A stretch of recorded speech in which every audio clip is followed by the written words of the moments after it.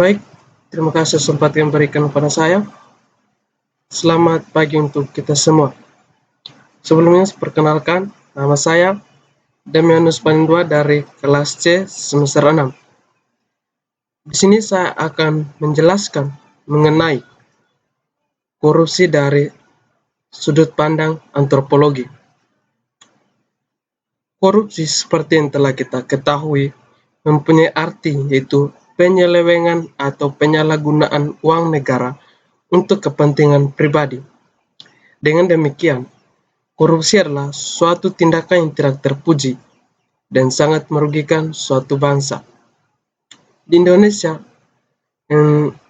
salah satu negara yang sekarang sedang dilanda maraknya kasus korupsi di beberapa daerah yang juga terbilang cukup banyak pelaku korupsinya dan sampai sekarang belum tuntas masalah korupsi.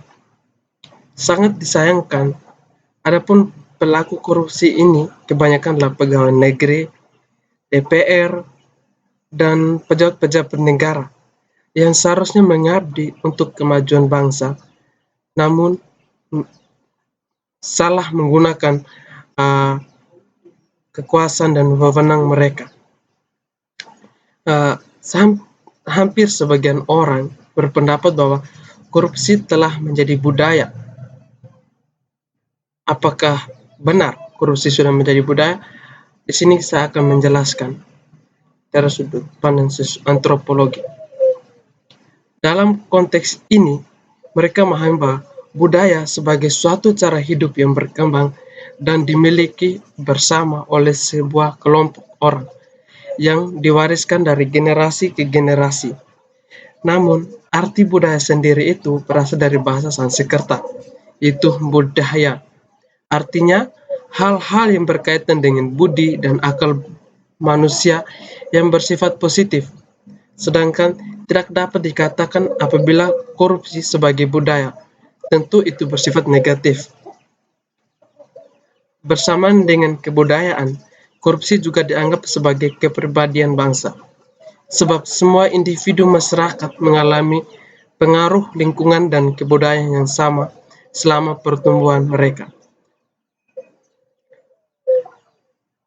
Korupsi sepertinya menjadi bagian yang tidak dapat dipisahkan dalam kehidupan masyarakat. Korupsi telah merajalela dan ada di mana-mana, sehingga kasus korupsi seperti ini terbiasa dikatakan dengan adanya kata budaya korupsi. Seolah-olah kata budaya diartikan sebagai suatu kebiasaan banyak orang yang kemudian tidak perlu lagi dipersoalkan atau dianggap sepele, apalagi terdapat pula tanggapan bahwa mustahil untuk dihentikan. Menurut Romo Frans Mancusono, kebudayaan adalah seluruh hamparan alam semesta sejauh telah ditandai oleh eksistensi manusia. Sehingga kebudayaan adalah sebuah konsep yang sangat abstrak, tetapi sekaligus juga sangat familiar. Di dalam ilmu antropologi, kebudayaan adalah seluruh sistem, gagasan, dan rasa, tindakan serta karya yang dihasilkan manusia dalam kehidupan bermasyarakat, yang dijadikan miliknya dengan belajar. Nah, dengan demikian, hampir semua tindakan manusia adalah kebudayaan. Dalam buku korupsi dalam perspektif antropologi, karya Chris Short dan Dieter Haller, beberapa antropolog pergi ke lapangan dengan tujuan mempelajari korupsi. Nah, kebanyakan kasus itu yang dilihat di lapangan yaitu hampir semua dari golongan masyarakat itu membicarakan tentang korupsi. Bahkan cerita-cerita mengenai korupsi itu mengalahkan cerita-cerita yang lain. Nah, dan juga korupsi juga itu sebenarnya bukan saja di India, tapi di hampir di semua negara. Bahkan di Eropa juga, di mana orang duduk di kafe, di toko-toko, itu di tempat-tempat ramai lah, itu mereka membicarakan hampir mengenai korupsi yang terjadi di negara mereka, bahkan dunia. Nah, korupsi adalah bagian dari kebudayaan, seperti yang sudah disampaikan, uh, menjadi perkataan banyak orang bahwa uh, ini budaya korupsi itu adalah para pejabat publik yang kaya raya dengan mendadak. Ini bukanlah menjadi ahli waris dari tradisi menyimpan uang di bank atau tanggung jawab sosial, tetapi mereka kaya adalah orang kaya baru dalam administrasi pemerintahan, yang artinya mereka ketika mereka memiliki wewenang atau jabatan dalam uh, pemerintahan, uh, disitulah mereka mencari uang dengan tidak halal, yaitu dengan korupsi. Dan juga mereka itu adalah orang-orang yang kebetulan berada di tempat yang tepat dan pada waktu yang tepat. Di Indonesia kondisi rakyat dan sudah sangat memperhatikan. Korupsilah yang menjadi salah satu penyebab utamanya. Keluarga dan lingkungan menjadi kontributor utama atas pembentukan sikap, perilaku, dan karakter koruptif yang akhirnya menjadi budaya yang koruptif. Seorang ahli atau orang yang berpendapat bernama Bambang itu menjelaskan ada 3 jenis korupsi yang biasa dilakukan oleh koruptor, yaitu yang pertama korupsi terpaksa. Itu dilakukan untuk memenuhi kebutuhan hidupnya sehari-hari yang tidak tercukup oleh gajinya yang rendah. Kemudian korupsi memaksa dilakukan karena adanya sifat keserakahan untuk bisa hidup secara berlebihan. Yang ketiga, korupsi dipaksa. Itu dilakukan karena adanya pertemuan antara niat dan kesempatan dan tercipta karena kelemahan sistem dan peraturan. Kebanyakan korupsi yang menjadi topik yang menarik diulas, tetapi dalam skala besar seolah-olah korupsi dengan keuntungan yang kecil menjadi suatu yang lumrah. Artinya orang yang biasa korupsi hal-hal yang besar, itu ketika korupsi yang kecil mereka anggap itu menjadi hal yang sepele, hal yang biasa, bahkan bebas dari konsekuensi hukum dan moral yang signifikan. Sebabnya yaitu peran aparat penegak hukum masih lemah dalam peraturan, melemahnya manajemen sumber daya manusia, terdapat kelemahan juga kepemimpinan, lemahnya pemerintah dalam sistem penanganan kasus itu sangat rendah. Pertumbuhan gaya pemikiran manusia senantiasa dipengaruhi oleh konsepsi interaksi yang berkembang, baik secara fungsional maupun struktural. Perkembangan interaksi tersebut melebur menjadi kebiasaan. Menampilkan kemilau materi adalah salah satu stimulus seseorang untuk memperoleh pencitraan diri walau dalam batas kemampuan sekaligus. Analoginya bisa kita lihat dari contoh kasus sehari-hari kehidupan masyarakat, yaitu pelanggaran lalu lintas yang dilakukan berkali-kali, sama halnya dengan korupsi yang apabila dilakukan berkali-kali oleh seseorang atau suatu kelompok orang untuk memperkaya diri dan memperkuat posisi yang sedang didudukinya, maka dari itu pelaku korupsi itu akan dilakukan beramai-ramai tanpa harus berarti bahwa korupsi sudah menjadi budaya dan dari kehidupan bangsa.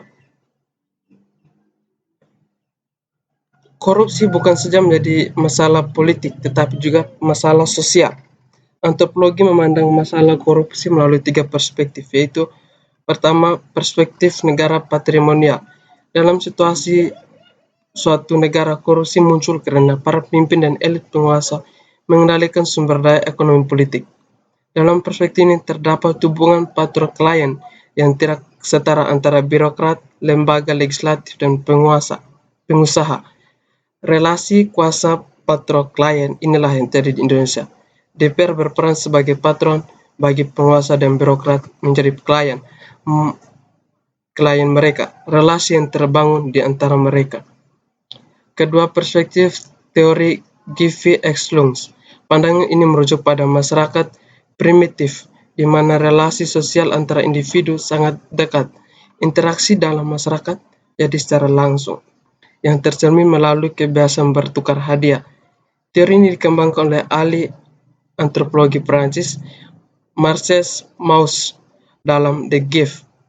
Sebenarnya, kebiasaan bertukar hadiah merupakan bentuk relasi sosial yang harmonis di masyarakat. Pemberian hadiah merupakan bentuk penghormatan antar warga satu dengan warga yang lain.